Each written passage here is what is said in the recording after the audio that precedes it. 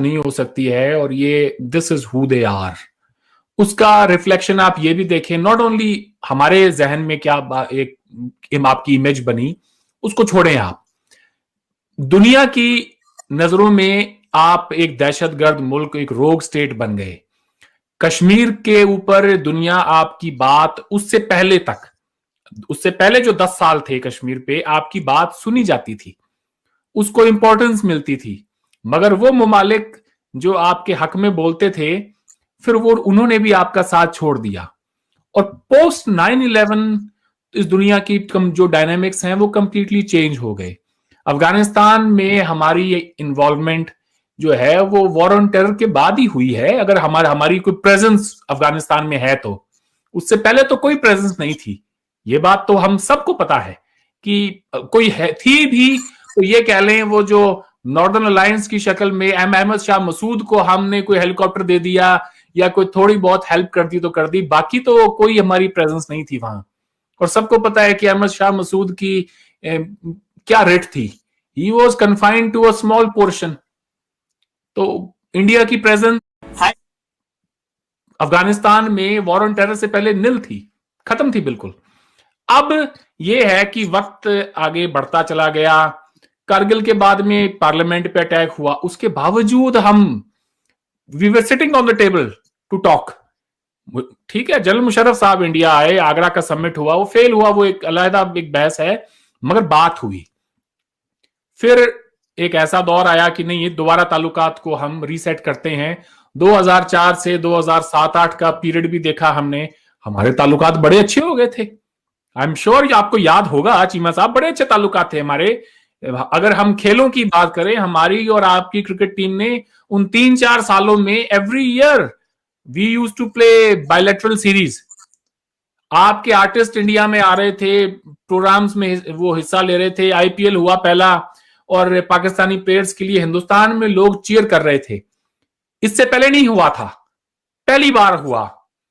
हमने अब्दुल बासित साहब से मैं बात कर रहा था कुछ हफ्ते पहले, तो अब्दुल बासित साहब ने हमारी कोई यूनिवर्सिटी नहीं छोड़ी जहां पर जाकर उन्होंने लेक्चर ना दिया हो, या उनसे पहले जो कोई एम्बेसडर्स आए थे उन्होंने ना लेक्चर दिया हो।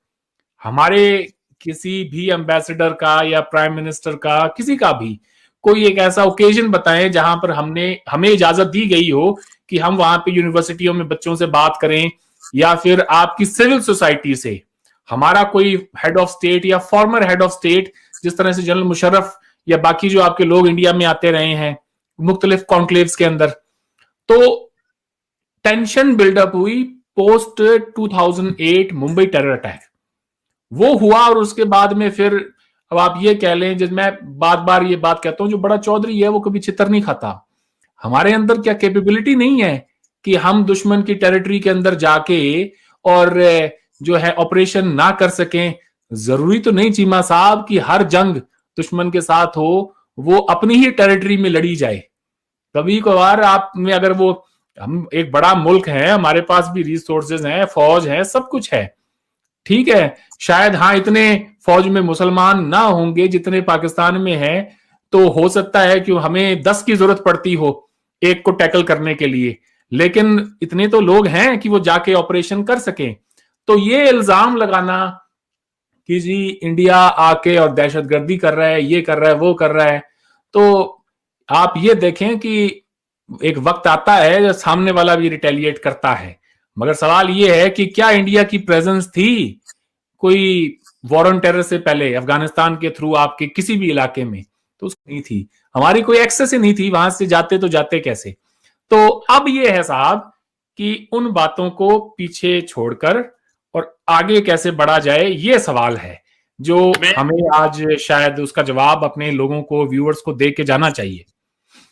बिल्कुल, देखिए आपने एक प्रॉपर हिस्टोरिकल चीज बताई और मैं ये जानना चाह रहा था और मेरा यही मौकफ है कि जी पोस्ट कारगिल जनरेशन इंडिया और पाकिस्तान में जो है ना वो ज्यादा पोल्यूटेड हो गए हैं। नॉट बिकॉज कि वो पोल्यूटेड है, बिकॉज ऑफ दी डेवलपमेंट्स जो हुई।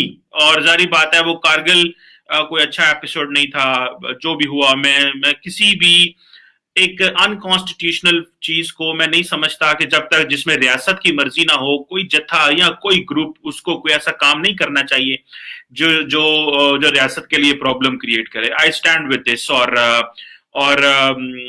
उस वक्त का अगर इलेक्टेड प्राइम मिनिस्टर वो किस तरह भी है, वो जो भी कह रहा है, he is the boss and the parliament is to execute whatever the parliament and the people of the country thinks, and मेरा ख्याल है ये important है।